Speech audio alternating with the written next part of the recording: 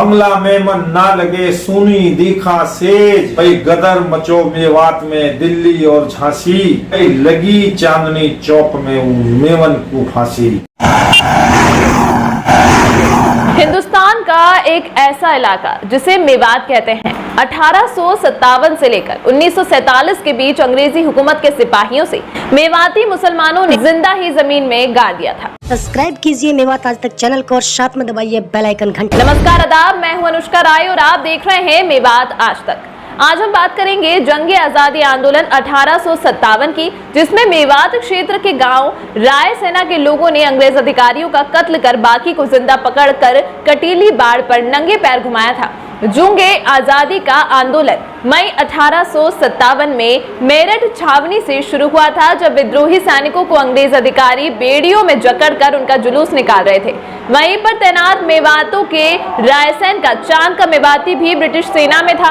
उस पर अपने साथियों के साथ इस हालात में देखा नहीं गया। मेवात के इतिहास पर पिछले 40 वर्ष से काम कर रहे इतिहासकार सिद्दीक अहमद मेव की पुस्तक स्वतंत्रता संग्राम 1857 के अनुसार पहली गोली जंग आजादी की चांद खान मेवाती ने अंग्रेजों के सीनों पर दागी थी। इसके बाद अंग्रेजों ने मेवात के रायसेन गांव पर दिल्ली के असिस्टेंट कलेक्टर कले फोर्ड की अगुवाई में एक भीषण हमला किया था, जिसमें दोनों तरफ से भयंकर लड़ाई हुई थी। इस लड़ाई में अंग्रेजों को भारी नुकसान उठाना पड़ा था। असिस्टेंट कलेक्टर के साथ 3 बड़े अधिकारियों का मेवाती गांव वासियों ने कत्ल कर काफी सैनिकों को मार गिराया और काफी सैनिकों को जिंदा पकड़ लिया गया था।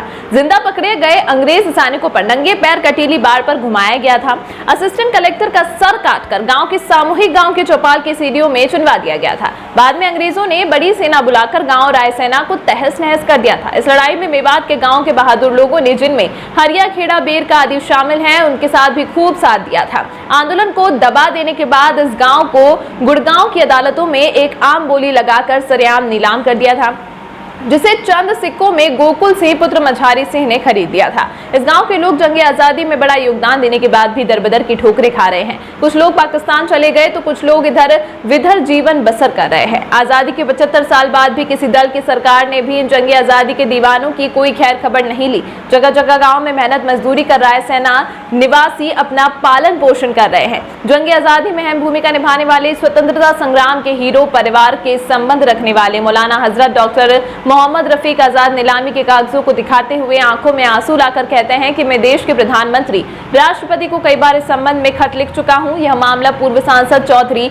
रहीम खान ने संसद में भी उठाया था, लेकिन आज तक हमें अंग्रेज सरकार द्वारा जब्त की गई जमीन नहीं मिल पाई है। मात्र एक बार मुझे बहादुर शाह जफर यादगार कमेटी ने दिल्ली में सम्मानित किया था। आज भी मेवात के हर गाँव में रायसेना बहादुर लोगों की बहादुरी के चर्चे होते रहते हैं। जिस तरह गाँव वासियों ने अंग्रेज सेना को लोहे के चने चबाने के लिए मजबूर किया, आजाद भारत के 75 वर्ष बाद भी इंग्लैंड वाले नहीं भुला पाए। एक बार जब अटल बिहारी वाजपेयी जी भारत रत्न देश के प्रधानमंत्री थे, इंग्लैंड की महारानी भारत दौरे पर आई थी। अटल जी ने उन्हें जलियांवाला बाग दिखाया था, तो महारानी ने अटल जी से तुरंत कहा कि मुझे जिला गुड़गांव का वह रायसेना गांव भी दिखाओ, जहां पर अंग्रेज अधिकारियों सहित सैकड़ों अंग्रेज सैनिकों की हत्या कर दी गई थी। यदि गांव में अब बचे हैं तो याददाश्त के तौर पर जंग आजादी के दीवानों के मकानों के खंडहर। वैसे तो मेवात का हर गांव अंग्रेजी सेना के लिए जंग आजादी में एक मजबूत किला साबित हुआ था, लेकिन राय सेना की मिसाल तो हमेशा के लिए अमर रहेगी। आज भी ब्याह शादी में राय सेना के बहादुर लोगों के दोहे मेवात में शान से गाए जाते हैं। मेवात आज तक के हिस्ट्री रिपोर्टर आसिफ अली चंदेनी की विशेष रिपोर्ट। यदि आपको लगता है कि हम समाज के लिए बेहतर कार्य कर रहे हैं तो आप हमारे चैनल की पेटीएम, फोन पे के माध्यम से आर्थिक मदद कर सकते हैं।